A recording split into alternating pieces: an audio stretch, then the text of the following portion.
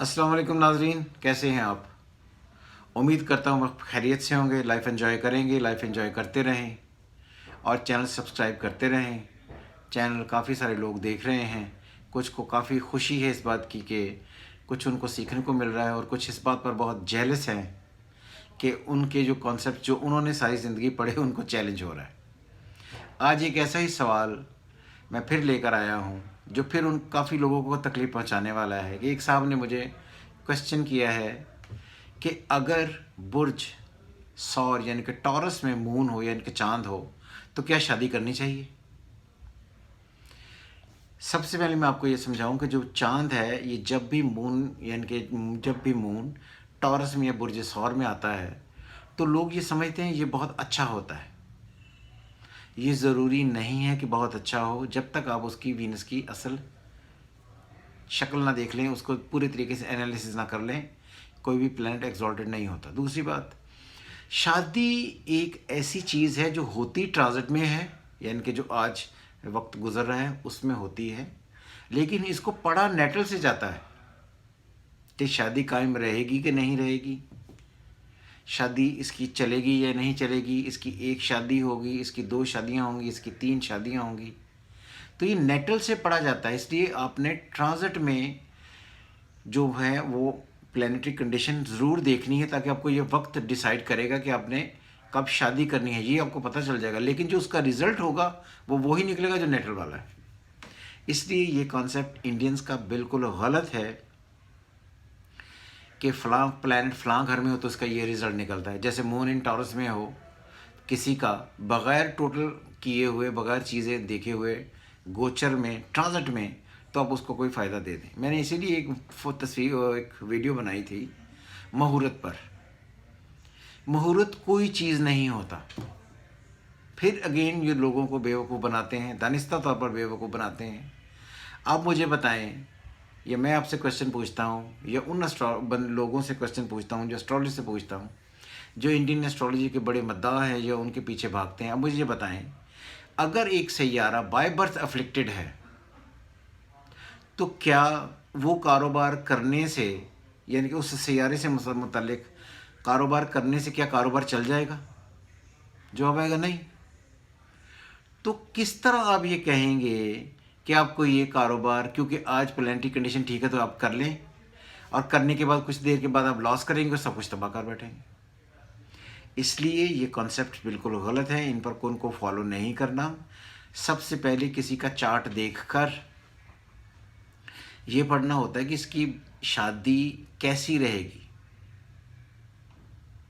और शादी के लिए सातवां घर लोग पढ़ते हैं, आमतौर पर इंडियंस यही पढ़ते हैं। ये नहीं पढ़ना। सातवां घर सेक्सुअल एक्टिविटी का, आपके पार्टनर की अप्रोच का, आपके साथ उसके ताल्लुकात का घर है। जिस औरत से आपने शादी करनी है, औरत को और तरीके से पढ़ा जाता है। जिस तरह इंडियंस में ये कॉन्सेप्ट नहीं है कि दो तीन शादियां हों। क्लियर? मुसलमानों में ये कॉन्सेप्ट है कि चार शादियां हों। मैं इंडियन एस्ट्रोलॉजर से ये पूछता हूँ कि एक आदमी की चार शादियां हों जैसे मुसलमानों की होती हैं, तो पहली, दूसरी, तीसरी, चौथी शादी कहाँ से पढ़ते हैं? और कोई इंडियन आपको इसका जवाब नहीं देगा, क्योंकि उन्हें ये बात समझ नहीं आती। वो बातें घुमाएंगे और एक नई तरीके से एक नई बहस शुरू कर देंगे, और फिर क्योंकि उन्होंने ये वहाँ किताब में पढ़ लिया था या वहाँ उन्होंने एक वर्कशॉप अटेंड कर ली थी तो किसी ने ये कहा था, तो उसके कहने पर वो चल पड़ेंगे। और ये जो हमारी एस्ट्रोलॉजी है, जिसे हम पाकिस्तानी एस्ट्रोलॉजी कहते हैं, इंशाल्लाह ताला ये पाकिस्तान का नाम रोशन करेगी।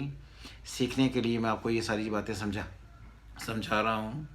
तो ये एस्ट्रोलॉजी जो है ये मुख्तलिफ है। मुख्तलिफ होने से ये मुराद है कि जो आपके दिमाग में जो प्रीवियस सारे सेटअप्स थे ये उनसे बड़े कतई तौर पर मुख्तलिफ है। इसलिए हम आपको ये बता सकते हैं कि आपकी पहली शादी, दूसरी शादी, तीसरी शादी और चौथी शादी कहाँ से पढ़ी जाएगी। क्लियर?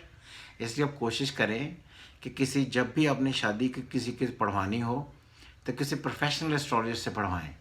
सातवें घर का लॉर्ड आपकी फिजिकल अप्रोच को डील करता है, आपकी मैरिज को डील नहीं करता, क्योंकि ये भी एक नया कॉन्सेप्ट है और ये सारी जो एक्टिविटीज़ हैं वो अच्छी बैठी हैं। जैसे मैं एक सिंपल मिसाल देने लगा हूँ। फ़र्ज़ करें कि किसी का सैटर्न 7वें घर का लॉर्ड बन गया और कमज़ोर बैठा हुआ है। तो आप पहले तो ये देखें कि 7वें का बैठा हुआ, तो आप ये कहेंगे जी कि आपकी ज़िंदगी में जो आपके रिलेशनशिप होंगे विद हस्बैंड या विद वाइफ वो बहुत अच्छे नहीं रहेंगे, आपको ज़िंदगी में परेशानी आएंगी और स्पेशली जो लेटर फेज़ आपका ज़िंदगी का होगा उसमें क्रिटिकल सिचुएशंस हो जाएंगी। क्लियर?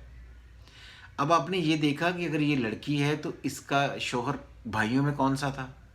नहीं। अगर ये मर्द है तो जो औरत इसकी वाइफ बनी वो बहनों में कौन सी है? सैटर्न तो इस किस्म के किसी एस्पेक्ट को डील ही नहीं करता।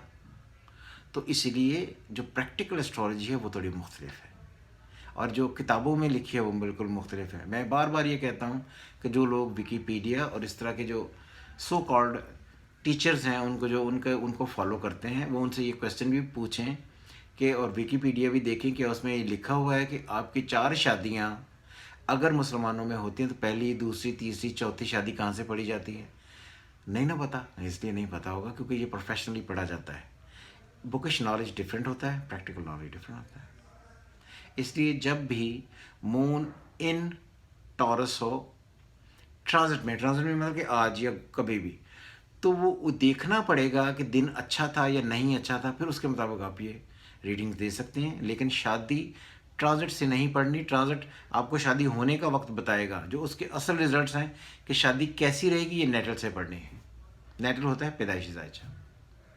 इसलिए उम्मीद करता हूँ कि आपको ये बात समझ आई होगी कि कोई भी डिसीजन किसी भी एक मुहूर्त पर लेना एक जहालत है, उस पर जाने की ज़रूरत इसलिए नहीं है कि जब तक आपने ये तय ही नहीं किया कि इसकी प्लानिटरी कंडीशन बाय बर्थ कैसी थी, तो आप आज मुहूर्त किस बेस पर निकाल रहे हैं।